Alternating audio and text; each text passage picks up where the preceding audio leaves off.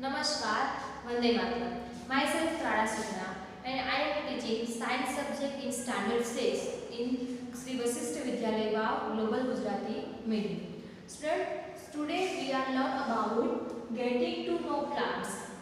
वनस्पति विषय जानकारी मेळवीशुं. In a previous video we are also learn about types of plant. અને આગળના વિડિયોમાં આપણે વનસ્પતિના પ્રકાર વિશે વાત કરી વનસ્પતિના પ્રકારો ભણી ગયા. Now today we are learn about the plants part, that is leaf.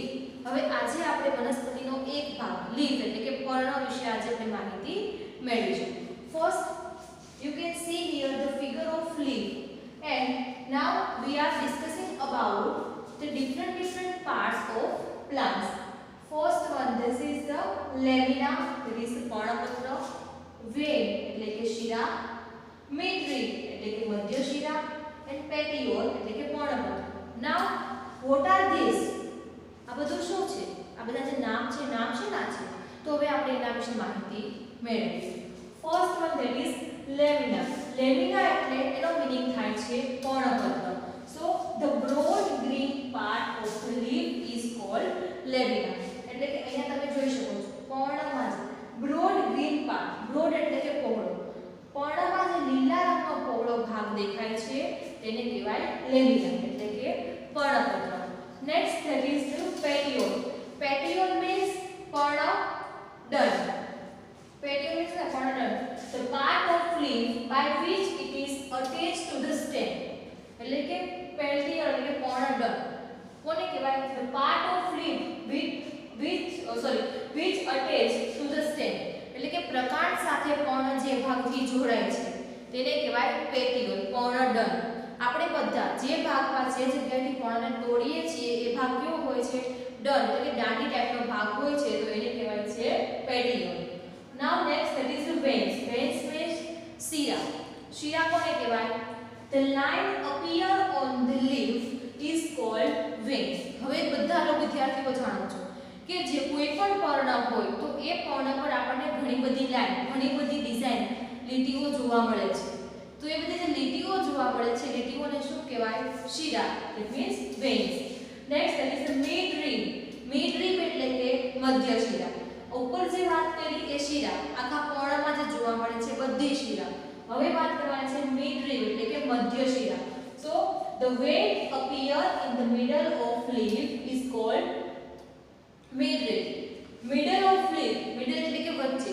હવે પર્ણની વચ્ચે જે આપણને શિરા જોવા મળે છે, આ પર્ણની વચ્ચે તમને જે જાડી શિરા દેખાય છે તેને કહેવાય midrib એટલે કે મધ્ય શિરા. અને બધી જે આ બધી સાઈડમાં જે શિરાઓ જોવા મળે છે, સાઈડમાં જે લાઈન જોવા મળે છે તેને કહેવાય vein એટલે કે શિરાઓ.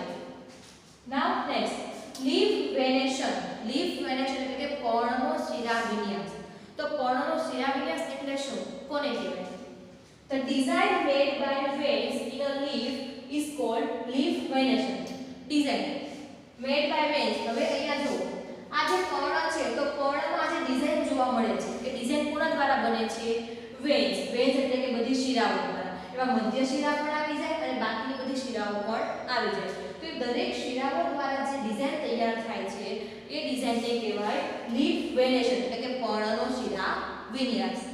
There are two types of leaf venation. એટલે કે પર્ણનો શિરા વિન્યાસ છે તેના બે પ્રકાર છે. First one, that is reticulate venation. reticulate venation, that means જાલાકાર શિરા વિન્યાસ. Next one, that is parallel venation. parallel venation એટલે કે સમાંતર શિરા વિન્યાસ. તો કે પર્ણનો જે શિરા વિન્યાસ છે તે શિરા વિન્યાસ બે પ્રકારના હોય છે. રેટિક્યુલર એટલે કે જાલાકાર and parallel એટલે કે સમાંતર. તો what is reticulate venation? So જાલાકાર શિરા વિન્યાસ કોને કહેવાય?